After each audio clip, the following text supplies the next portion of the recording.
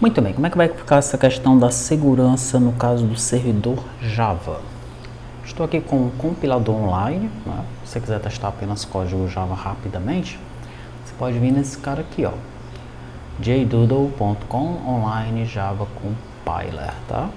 Daí eu vou pegar aqui o código que eu vou usar para realizar a encriptação, a cifrar e decifrar os dados, tá bom? Vou copiar aqui, vou colar aqui e a gente vai dar uma analisada nisso daqui, tá?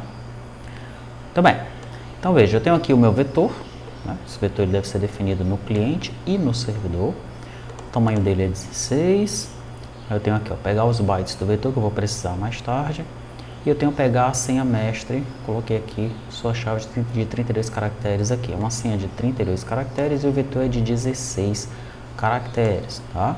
Ou seja, o vetor é de 128 bits e a senha é de 256 bits. Muito bem, daí eu tenho o método cifrar e mais lá embaixo eu tenho o método decifrar. E no main eu chamo o cifrar e depois eu chamo o decifrar, tá? Muito bem. Então vamos lá. A string que eu vou cifrar aqui é a string Delphi, tá bom? Lá no meu arquivo env cifrado, que foi criado lá no Flutter, né? Utilizando essa chave e esse vetor aqui, ó, essa chave e esse vetor, ele cifrou dessa forma o Delphi, ó, x maiúsculo, maiúsculo, x minúsculo, y7 ASH, tá? Então, quando eu concluir aqui esse teste no Java, né, ele deve cifrar esse Delphi da mesma maneira, tá? Com esse valor aqui. E depois que eu decifrar, ele deve decifrar, mostrar novamente a palavra Delphi. Perfeito. Então, primeiro eu imprimo aqui o texto cifrado, que vai imprimir Delphi, né? Daí eu instancio aqui o cipher, ó, tá? Eu vou utilizar o AES com CTR, tá? O módulo CTR sem padding, tá? Que tem um outro módulo lá que nós precisamos, ele separa as informações em blocos, aí se o último bloco não tiver 16 bytes lá, a gente tem que preencher com zeros, alguma coisa assim, tá? Então, para ser menos complexo, eu vou utilizar o CTR. Daí eu utilizo aqui, eu instancio a secret key spec, tá? Pegando lá a password master, que está lá em cima, né? Nós já vimos. Aqui eu pego o vetor de inicialização, pego os bytes do vetor. E aqui eu inicio, ó, eu chamo o método init do cipher, tá? Passando para o cipher, o encrypt mode, aí eu passo a chave e o vetor, tá? Pronto, então ele está pronto para eu utilizar. Daí eu imprimo aqui, ó, o Delphi convertido para bytes. Depois eu imprimo aqui esse cara decodificado para string, tá? Ó, data para bytes, eu converto ele para string para ver como é que ele fica. Daí eu chamo o método do final. É o método do final do cipher que vai fazer a criptografia, né, utilizando a chave e o vetor que eu defini lá em cima, tá? Daí eu jogo isso daí em resultado, tá? Eu pego, eu faço a cifragem aqui, né? E jogo isso em resultado e imprimo o resultado aqui, tá bom? Depois eu pego aqui o resultado e converto ele para base 64, ó, tá? Então primeiro eu pego a string vazia, faço a cifragem da string vazia utilizando o AES com uma chave e um vetor, tá? Você vai ver em alguns lugares, né, se você pesquisar sobre o AES, que o vetor ele não deve ser estático, tá bom? Ele deve ser dinâmico, porque a mesma palavra ela pode ser cifrada de diferentes formas, então fica mais seguro. Mas no nosso caso aqui não é assim, tá? O nosso vetor também é estático, tá? Nós precisamos que ele seja estático, tá bom?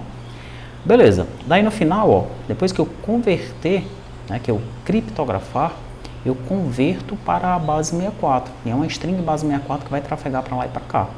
Só que essa string base 64 que está trafegando para lá e para cá, ela está encriptada, tá bom? O que é que faz o decifrar? O decifrar faz o contrário, né? Ele vai pegar aqui o input, ó, que é o Delphi criptografado, tá certo? Daí ele vai decodificar de base 64. Ele vai tirar do formato base 64 e ficar no formato apenas cifrado, tá certo? Depois disso, eu instancio o Cypher e chamo o método do final agora com o Cypher, só que o Cypher ele foi instanciado para decifrar, decrypt mode agora, tá?